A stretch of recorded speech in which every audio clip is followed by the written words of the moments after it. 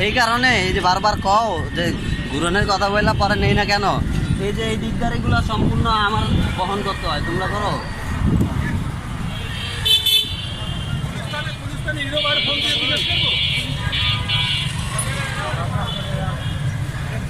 আজকে new market আসলাম family member সবাইকে নিয়ে, শুধু আপু আম্মু তারা, বউ বাচ্চা বোন ছোট ভাইয়ের বউ।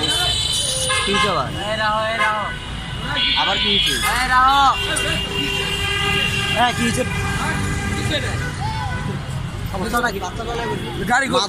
গাড়ি মারলাম একবারে, মানুষ অ্যাক্সিডেন্ট হয়েছে।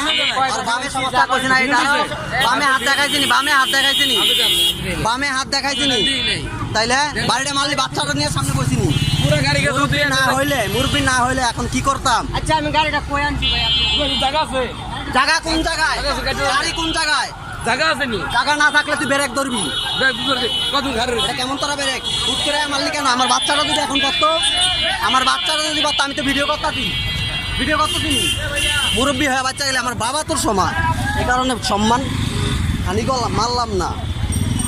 শহরে গাড়ি চালাস, ভালোভাবে গাড়ি চালাবি, নলিমলি ভাঙ্গেলাম নাহলে একদম বাইরিয়া বান্দের পোলা। কি সমস্যা কি?